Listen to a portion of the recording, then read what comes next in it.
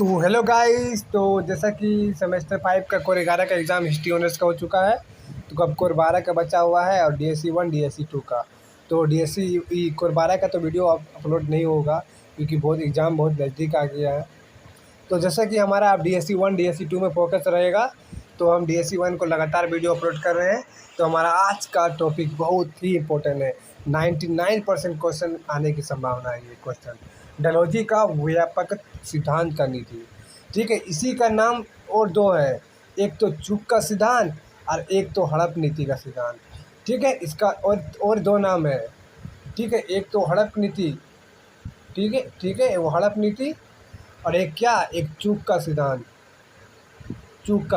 ठीक है। इसका एक दो और तीन नाम है, ठीक है। तीनों नाम याद रखिए, या तो ये दे देगा, या तो ये दे देगा, या तो ये दे देगा। तीनों का मीन्स एक ही है। अब समझते हैं कि ये चूक का सिद्धांत, ठीक है। ये हड़प नीति मतलब हड़पना, याद रखिएगा। हड़प नीति मतलब हड़पना, ठीक है। तो व्यापक का सिद्धांत क्या है वो समझिए। 1848 से 1856 तक काल का ब्रिटिश काल भारत के इतिहास में अत्यंत महत्वपूर्ण काल माना जाता है। कब से कब? 1848 से 56 तक।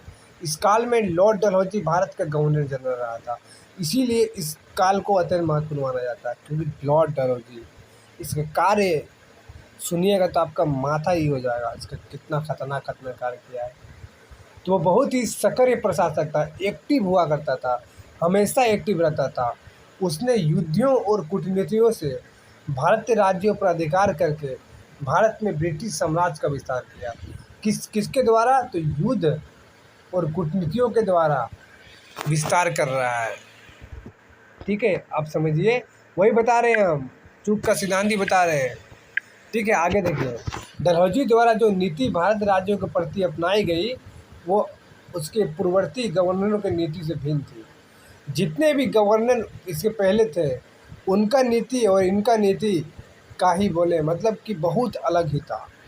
डलहौजी ने इसी सिद्धांत पर कार्य किया, जिस प्रकार भी संभव हो सके ब्रिटिश साम्राज्य का विस्तार किया जाए।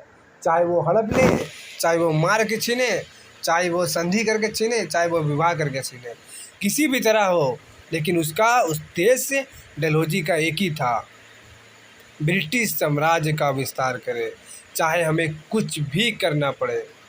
यही है चूक का सिद्धांत। आगे भी पढ़ाएंगे, अभी खतरनाक बात है इस सिद्धांत में, ठीक है। अब समझते हैं कि ये हड़प नीति, ये व्यापकता का सिद्धांत क्या था। लॉर्ड डलहौजी ने अपने साम्राज्य विस्तार के महत्वाकांक्षा के लिए विले का सिद्धांत, डॉक्ट्रिन ऑफ लेफ्ट का सहारा लिया, जैसे विले, हड़प, सबका नीति, ठीक है। इस सिद्धांत के अनुसार अगर किसी सुरक्षा प्राप्त राज्य का शासक बिना स्वाभाविक उत्तराधिकारी के मर जाए तो उसका राज्य उसके दत्तक पुत्र, जो गोद लिया गया हुआ पुत्र को, उसको नहीं सौंपा जाएगा। जैसे कि आपको बताए थे हमको सहायक संधि के बारे में, यदि आप नहीं पढ़े तो वहाँ पढ़ लीजिए। सहायक संधि में हुआ करता था कि ब्रिटिश कंपनी किसी राज्य को, ठीक है, या किसी शासक को संरक्षण मतलब कि सुरक्षा करता था, ठीक है। सुरक्षा के बदले में उसे धन मिलता था।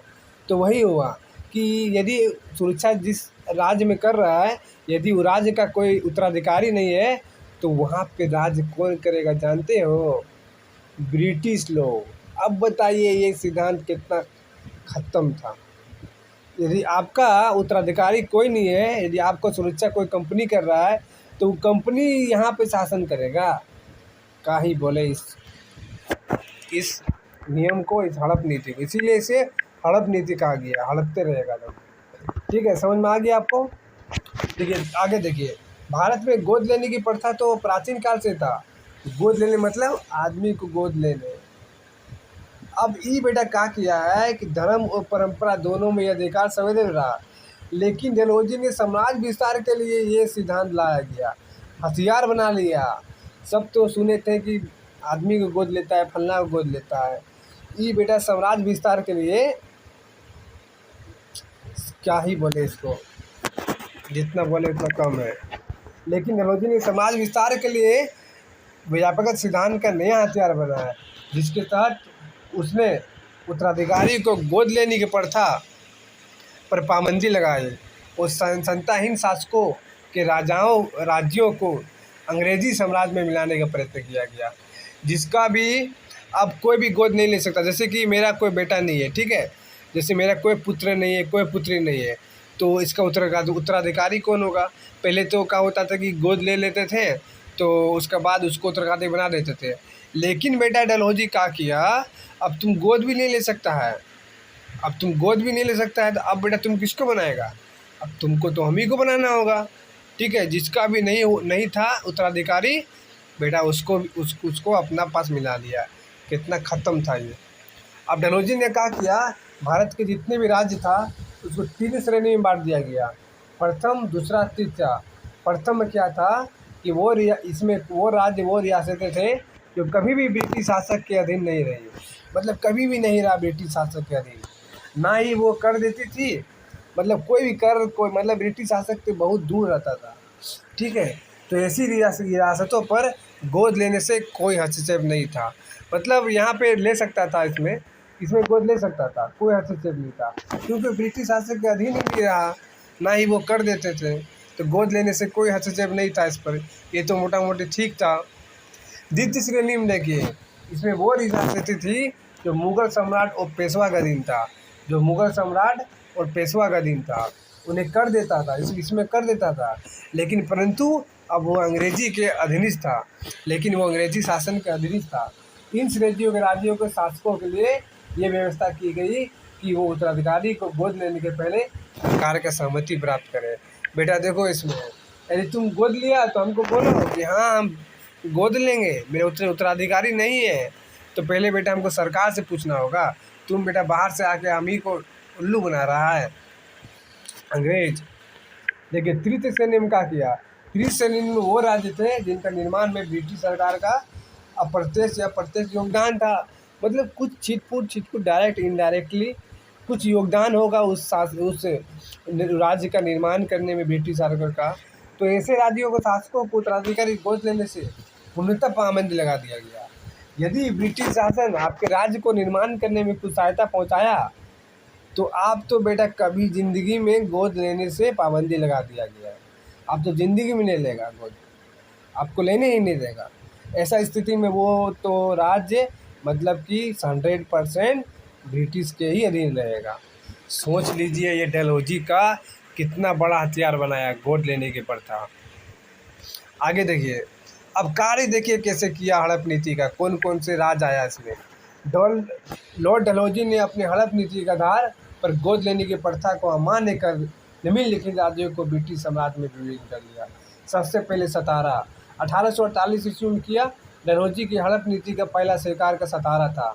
सतारा के राजा अप्पा साहिब ने अपनी मृत्यु से पूर्व एक बालक गोद लिया था। बेटा कुछ मतलब गोद ले लिया है अपना मृत्यु से पहले, परंतु डलहौजी ने इसके उत्तराधिकारी को ये कहकर अमान्य कर दिया गया। सतारा अब राज्य लॉर्ड हेस्टिंग ने पुनः स्थापित किया था। करेक्ट सच समझे, सतारा जो राज्य था उसको लॉर्ड हेस्टिंग ने स्थापित किया था, इसीलिए उसे हम अपने मिलाएं। ऐसा कौन किया, ऐसा कौन कहा, ऐसा लॉर्ड डलहौजी ने कहा बचने के लिए। क्या ही बोले ये डलहौजी बारे में। जैसे आगे देखिए, जेतपुर और संबलपुर 1849 में इसको शामिल किया गया। उड़ीसा में संबलपुर राज्य का शासक नारायण सिंह निसंतान मर गया, मतलब कोई संतान नहीं था, मर गया बेचारा। अब क्या ही कह सकता है। मृत्यु से वह कोई पुत्र गोद नहीं लिया, कोई पुत्र नहीं ले सका, मतलब अचानक ही मर गया। इसीलिए वह विधवा रानी ने प्रशासन प्रबंधन अपने हाथ में लिया, उसका पत्नी ले लिया, उसकी विधवा जो थी ले लिया। लेकिन डलहौजी ने इसे अमान्य घोषित कर दिया, करते हुए संबलपुर को तथा उसी के दौरान बुंदेलखंड में स्थित जेतपुर का हड़प नीति के आधार 1839 में ब्रिटिश शासन में राज मिला लिया।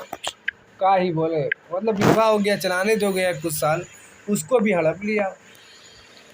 आगे देखिए, इसी प्रकार डलहौजी ने इस नीति को बघाट को 1850 में हड़प लिया, उदयपुर को 52 में, झांसी को 53 में, नागपुर को 1854 में हड़प लिया। मतलब क्या ही बोले, इसको